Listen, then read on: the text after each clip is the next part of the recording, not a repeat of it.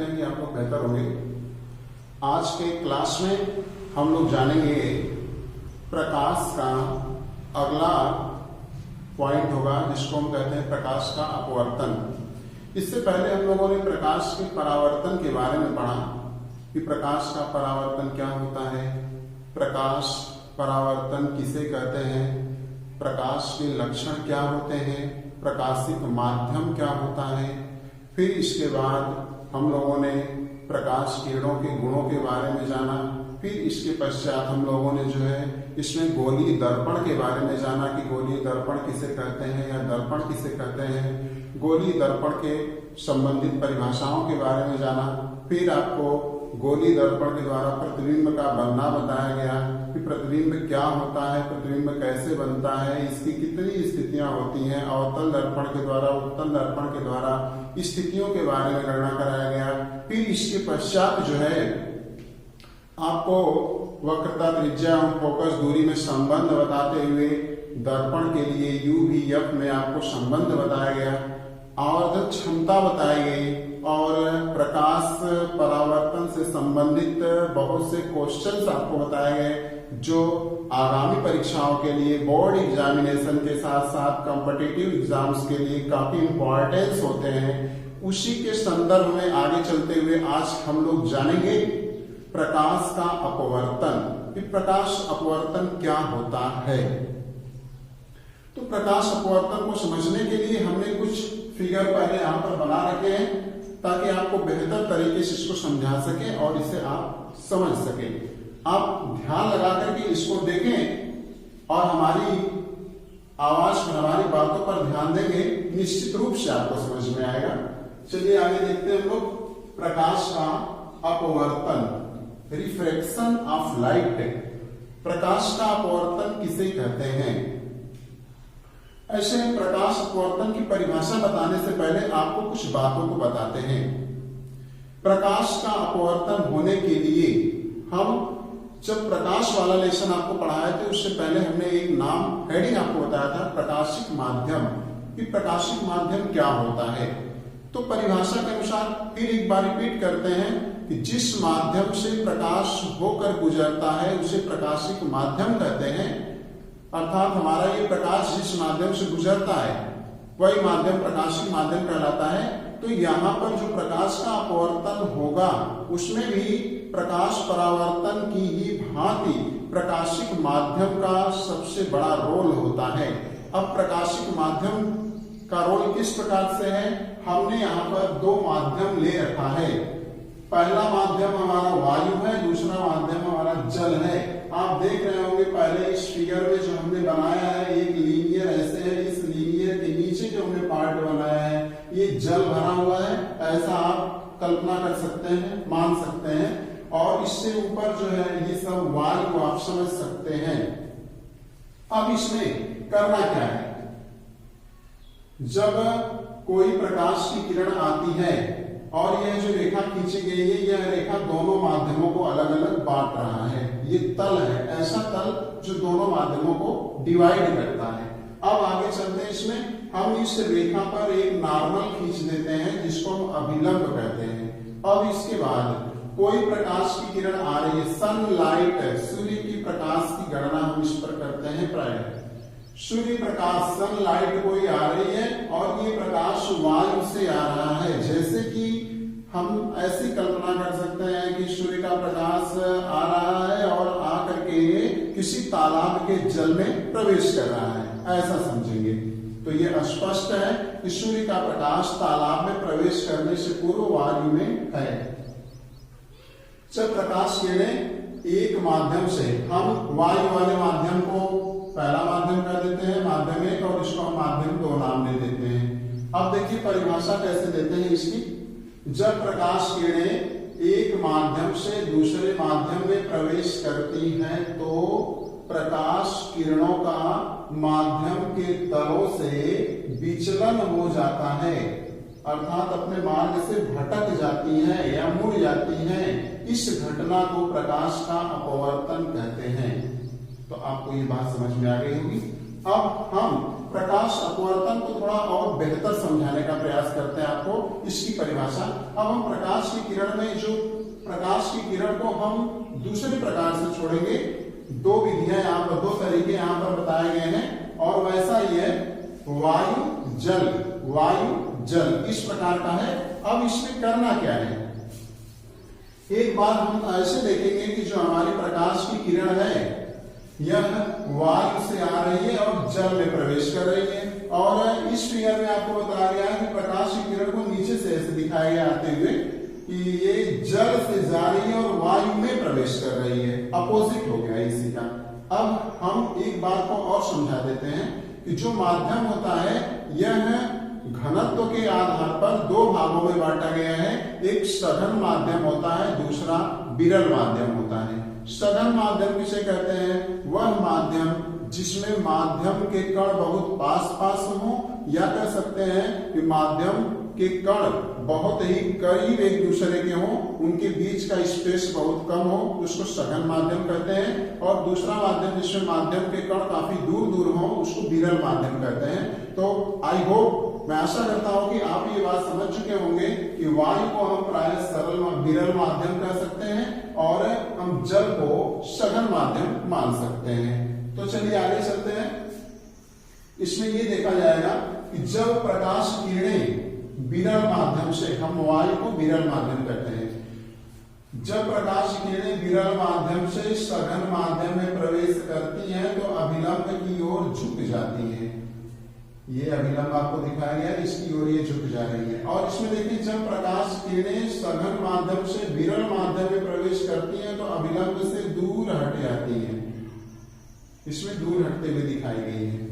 तो चलिए देखते हैं, जब प्रकाश किरणें विरल माध्यम से सघन माध्यम में प्रवेश करती हैं तो अभिलंब की ओर झुक जाती हैं, और जब सघन माध्यम से विरल माध्यम में प्रवेश करती हैं तो अपवर्तन होने पर अभिलंब से दूर हट जाती है। इसी घटना को प्रकाश का अपवर्तन कहते हैं। यदि आप ये बात समझ गए तो स्पष्ट है कि प्रकाश अपवर्तन को समझना आपके लिए काफी सरल हो गया। जैसे इसमें हमने स्थिति के साथ वर्णन किया है, पहली वाली स्थिति में क्या बताया गया है, स्थिति एक में यह एक स्थिति और ये दूसरी स्थिति है। एक स्थिति के बारे में देखते हैं। स्थिति एक में प्रकाश किरणें विरल माध्यम वायु से आपतित होकर सघन माध्यम जल में अपवर्तित हो रही है और अभिलंब की ओर मुड़ जाती है या झुक जाती है। यहाँ पर देखेंगे अभिलंब की ओर अपवर्तित होकर झुक जा रही है और स्थिति 2 में अपवर्तित होकर अभिलंब से दूर हट जाती है। स्थिति 2 में दूर हट जाती है, यही हमारा अपवर्तन की घटना होता है। अब हम जानेंगे प्रकाश अपवर्तन के नियम। प्रकाश अपवर्तन के नियम क्या होते हैं। जिस प्रकार से प्रकाश परावर्तन के नियम आपको बताया गया कि प्रकाश परावर्तन के 2 नियम होते हैं, एज सेम उसी प्रकार से प्रकाश अपवर्तन के भी 2 नियम होते हैं। पहला नियम आपको बताया जाता है, यहां पर आप ध्यान देंगे, यह आपतित किरण है। जो किरण सूर्य से आ रही है उसे आपतित किरण कह रहे हैं, और जो किरण अपवर्तित हो जा रही है, जिस किरण का अपवर्तन हो रहा है उसको अपवर्तित किरण कहते हैं। और इस पर अभिलंब ये खींचा गया है। तो हम देखते हैं पहला नियम क्या है, आपतित किरण, अपवर्तित किरण और आपतन बिंदु पर खींचा गया ये अभिलंब, तीन के तीनों इस अपवर्तक तल के एक ही बिंदु पर स्थित होते हैं। पहला नियम। अब दूसरा नियम जानते हैं, किन्हीं 2 माध्यमों के लिए, 2 माध्यम हमने यहां पर लिया है, एक माध्यम हमारा वायु है, दूसरा माध्यम जल है।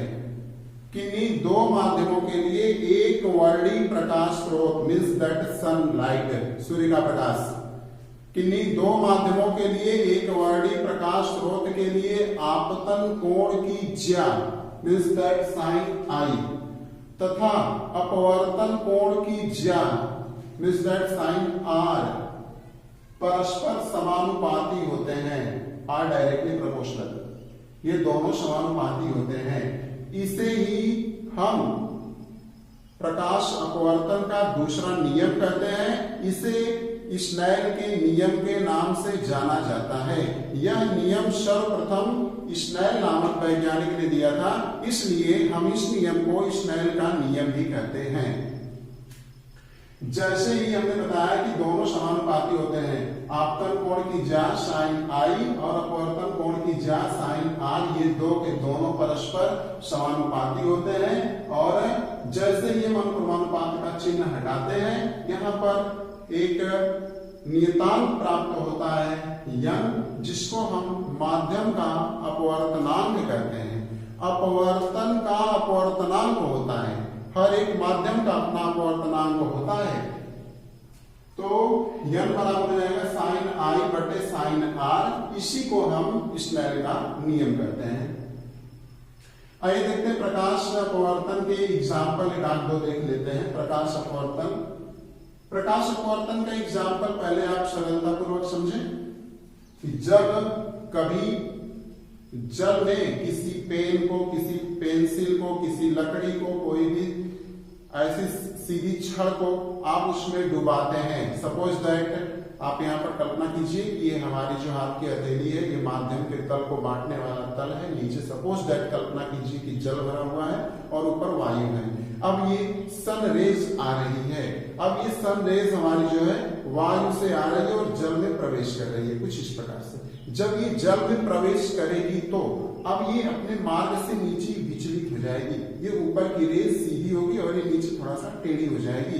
तो इस प्रकार से जब हम किसी पेंसिल को इस प्रकार से इसमें डुबोते हैं जल में, तो जल में डूबी हुई जो पेंसिल होती है वो थोड़ा टेढ़ी दिखाई देती है। बट क्यों? प्रकाश अपवर्तन के कारण। क्योंकि प्रकाश अपवर्तन में जब प्रकाश किरणें एक माध्यम से दूसरे माध्यम में प्रवेश करती हैं तो वो अपने मार्ग से विचलित हो जाती हैं। तो ये प्रकाश का मार्ग से विचलित हो जाने के कारण ही ये पेंसिल टेढ़ी दिखाई देती है, न कि ऐसा कह सकते हैं कि पेंसिल टेढ़ी होगी।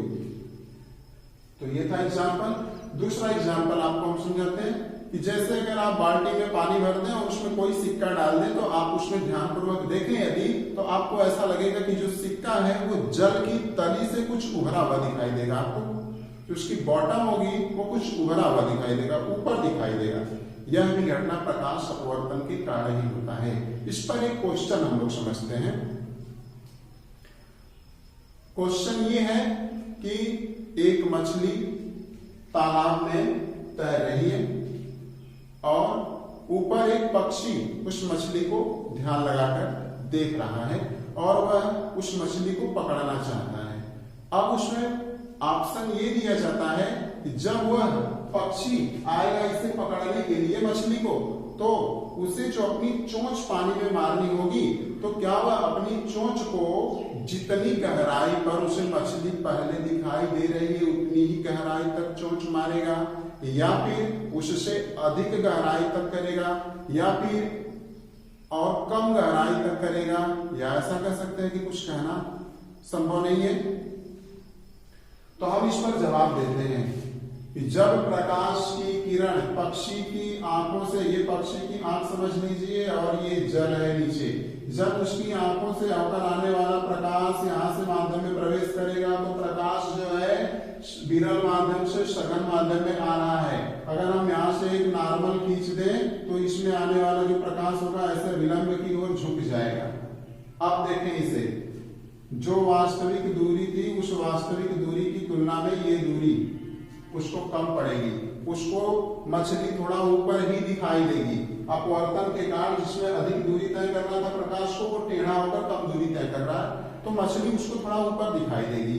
जो उसको वास्तव में जितनी गहराई पर मछली होगी उससे थोड़ा सा ऊपर दिखाई देगी, जिसकी वजह से यदि पक्षी उतने ही जितने पर उसको आभास हो रहा है यदि उतने ही पर चोंच मारेगा तो मछली उसके चोंच में नहीं आएगी और मछली बच जाएगी। लेकिन अगर वह पक्षी जितनी गहराई पर उसे दिखाई दे रहा है उससे अधिक गहराई पर कहीं उसने चोंच मार दिया तो वास्तव में मछली उसके बीच में आ जाएगी। तो हम कह सकते हैं कि यदि पक्षी मछली को पकड़ना चाहता है तो अगर वह उसको जितनी गहराई पर दिखाई दे रहा है उससे अधिक गहराई पर अपने चोंच को मारना होगा, तब मछली को पकड़ सकेगा। तो ये था आपके लिए प्रकाश अपवर्तन से संबंधित काफी इंटरेस्टेड एग्जाम्पल। अब हम आपको बताते हैं इसमें अपवर्तनांक के बारे में हमने अपवर्तन पढ़ाया आपको।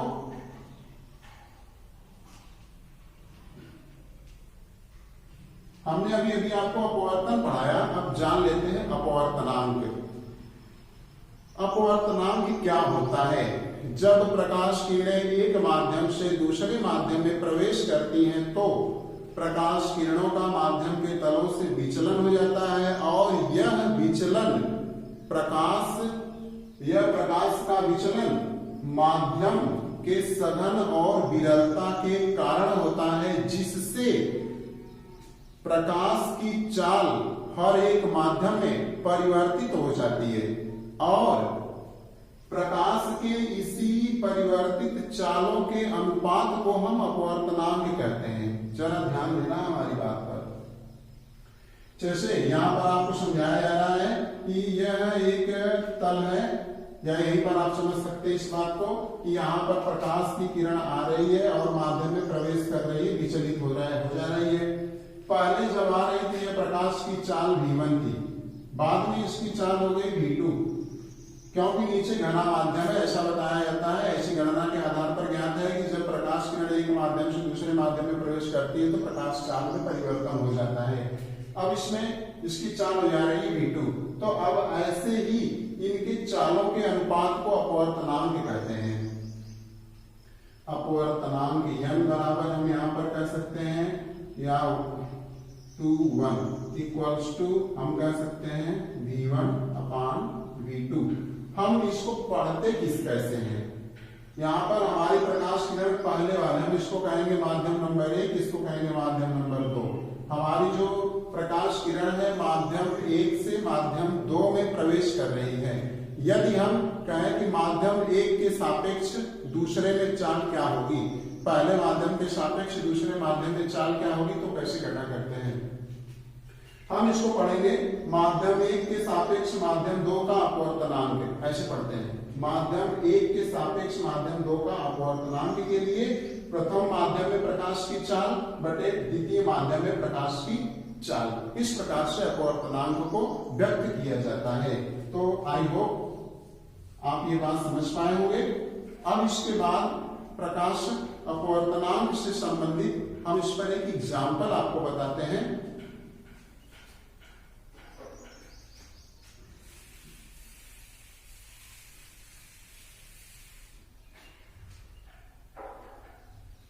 तो फार्मूले को पहले ही यहां पर लिख लिया जाता है, इक्वल्स टू v1/v2, जो अभी अभी आपने पढ़ा है। अब हम प्रश्न में ये बताते हैं प्रकाश वायु से कांच में प्रवेश कर रहा है। हमारा प्रश्न है कि जो प्रकाश है वायु से एक कांच के ऊपर पड़ रहा है और उसमें प्रवेश कर रहा है। बताया जा रहा है कि जो कांच का अपवर्तनांक है 1.5 है। कांच का अपवर्तनांक दिया है, कांच का अपवर्तनांक 1.5 है। इसमें प्रवेश कर जा रहा है वो प्रकाश। अब इसमें क्या कर रहा है कि प्रवेश करता है कांच में, प्रकाश की चाल ज्ञात करना है।